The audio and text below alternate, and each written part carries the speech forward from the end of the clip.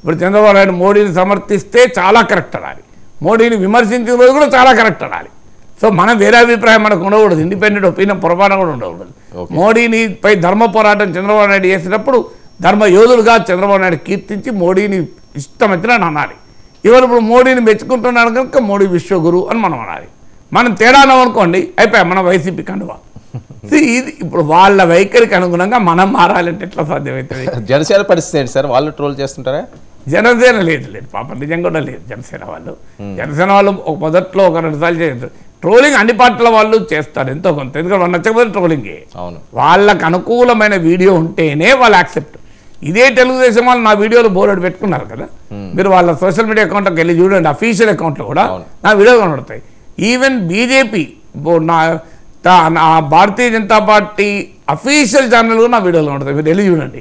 Official channel, వేరే ఛానల్లో కాదు, నేను వేరే అక్కడ ఇక్కడ అంటలేను, అఫీషియల్ ఛానల్లో వాళ్ళ అఫీషియల్ గ్రూప్లో నా వీడియోలు అనేక సార్లు సర్క్యులేట్ అయ్యాయి.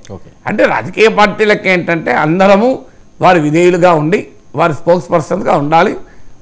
మనకు ఇండిపెండెంట్ ఒపీనియన్ ఉండకూడదు, ఇండిపెండెంట్ జర్నలిజం యాక్సెప్ట్ చేయం, మీరు మాకు ఊడిగం చేసే జర్నలిజమే చేయాలి అని అన్ని పార్టీలు అనుకుంటున్నా. అది ఎట్లా సాధ్యమవుతుంది? సార్ మరొక విషయం, జగన్మోహన్ రెడ్డి గారు మాట్లాడిన అంశం ఈ బెట్టింగ్ రాయల్కి చాలా ఊపిచ్చింది. ఎందుకంటే పిఠాపురంలో ఇప్పటికే 100 కోట్లు బెట్టింగ్ అవుతున్నదంట, పవన్ కళ్యాణ్ గెలుస్తాడనో ఓడిపోతారనో మెజారిటీ ఎంతని. ఇదే రికార్డు స్థాయిలో రాష్ట్ర వ్యాప్తంగా అక్కడ బెట్టింగ్లు జరుగుతుంటాయి. ఈయనన్న ఒక్క మాట 151+.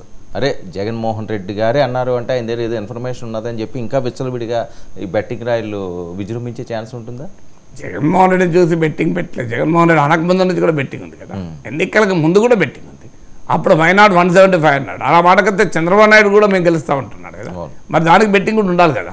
ఒక బెట్టింగ్ రాయల్లో కూడా రెండు పార్టీలు ఉంటారు కదా, అందువల్ల బెట్టింగ్ రాయలు జగన్మోహన్ రెడ్డి అన్న దాన్ని బట్టి బెట్టింగ్ వేస్తారని అనుకోరు.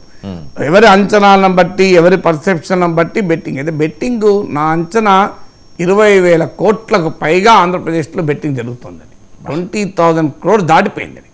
ఈ బెట్టింగ్ కూడా చాలా క్రియేటివ్ ఫామ్స్లో జరుగుతుంది. అంటే ఒకప్పుడు ఎవరు గెలుస్తారు ఎవరు ఓడతారు అని మాత్రమే బెట్టింగ్ ఉండేది. ఇప్పుడు ఆ ఒక్క క్వశ్చన్ చుట్టూ బెట్టింగ్ జరగడం లేదు. ఎవరికి మెజారిటీ ఎంత వస్తుంది అనే దాని మీద బెట్టింగ్, ఎవరికి ఎన్ని సీట్లు వస్తాయని కూడా బెట్టింగ్. ఇప్పుడు మీరు అన్నట్టు జగన్మోహన్ రెడ్డి 151 అన్నాడు కనుక 151 తక్కువ స్థాయి ఎక్కువ స్థాయిని కూడా బెట్టింగ్లు ఉంటాయి. బెట్టింగ్లు కూడా ఏ రాజకీయ పార్టీకి ఎంతకన్నా తగ్గవు. ఇప్పుడు కొత్త బెట్టింగ్ అంటే ఇంకో ఈ పార్టీకి 50 కన్నా పెరగవు, ఈ పార్టీకి 60 కన్నా తగ్గవు, ఈ రకమైన బెట్టింగ్ బదులు ఆఖరికి నియోజకవర్గ స్థాయి బెట్టింగ్.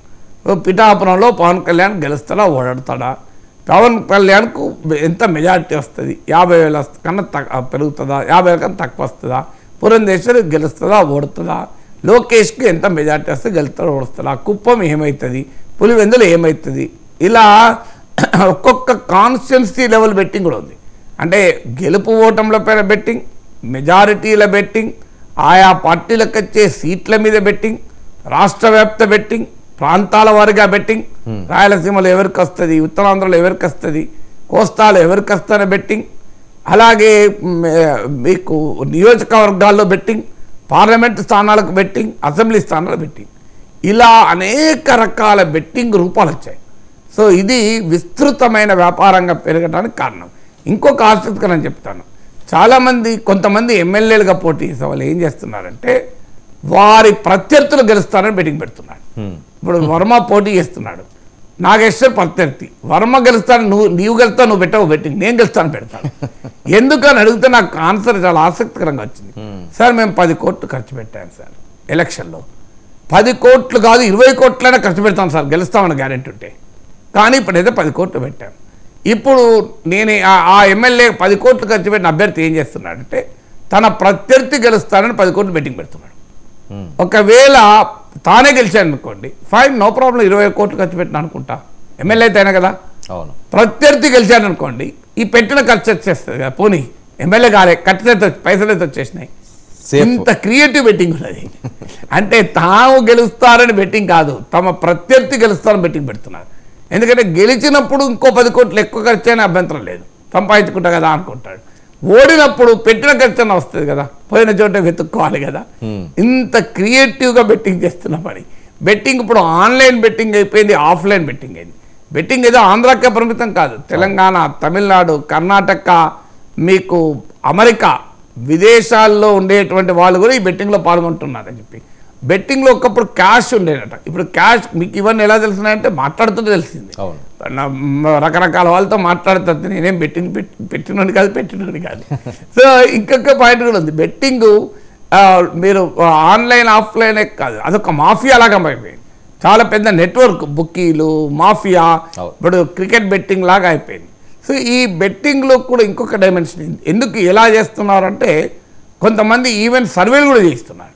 అంటే ఇప్పుడు ఉదాహరణకు 50-100 కోట్ల బెట్టింగ్ వ్యాపారం చేసేవాడు పోతమో నేను 5 కోట్లతో సర్వే చేయించుకుంటున్నాడు. సర్వే చేసి ఆ అంచనా పైన బెట్టింగ్ పెడుతున్నాడు. అంటే శాస్త్రీయంగా నేను అవగాహనకు వచ్చే నమ్మకం మీదనే కాదు.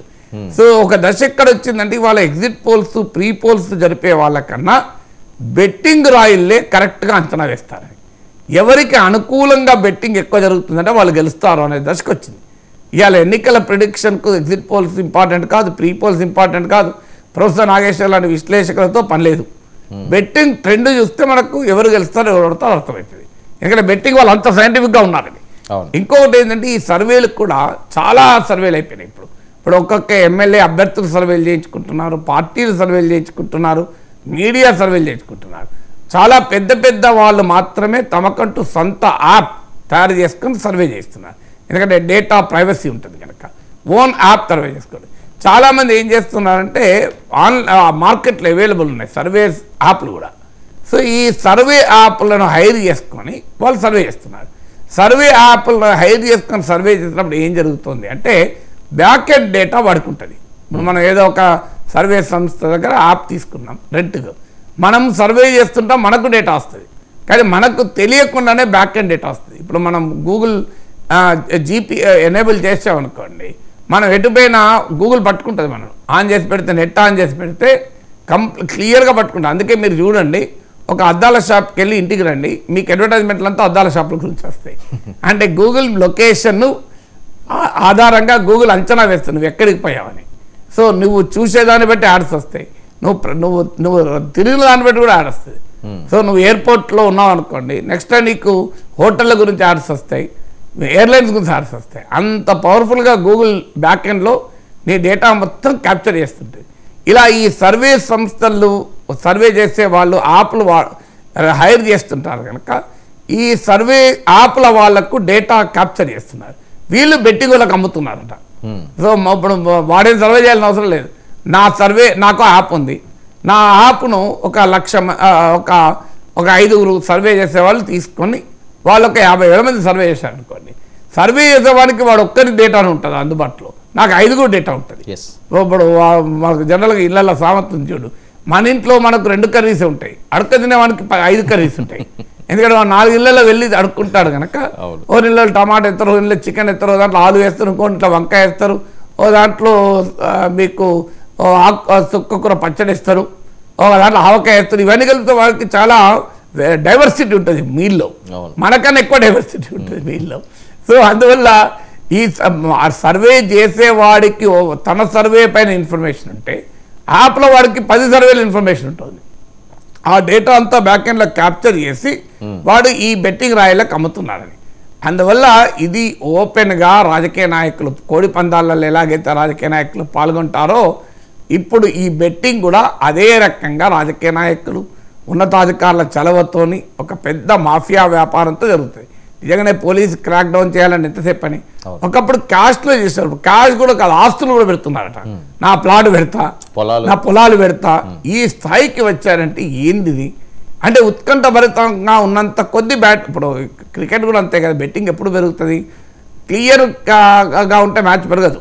అంటే 5 బాల్స్ ఉన్నాయి, 10 రన్స్ ఉన్నాయి, లేకుంటే 2 ఓవర్లు ఉన్నాయి, 30-40 రన్స్ ఉన్నాయి. అంటే ఎంత ఉత్కంఠ అయితే అంత బెట్టింగ్ ఉంటుంది. 2 ఓవర్లు ఉన్నాయి, 2 రన్స్ ఉన్నాయి అనుకోండి, ఎవడో బెట్టింగ్ పెడతారా? సో బెట్టింగ్ పెడితే అన్యాయం అవుతారు, మధ్యలో వేరేటాడు. ఎందుకంటే అందరూ 2 రన్స్ ఈజీ కొట్టేస్తారు కదా అంటారు. సో అందువల్ల ఆ రకం 2 ఓవర్లు ఉన్నాయి, 5 రన్స్ ఉన్నాయి, 1 వికెట్ ఉంది. ఇక చూడు మామూలుగా ఉండదు బెట్టింగ్. సో అందువల్ల ఆంధ్రప్రదేశ్ ఎన్నిక వెరీ కీన్ కాంటెస్ట్ అయ్యే వరకు కూడా బెట్టింగ్ పెరిగింది.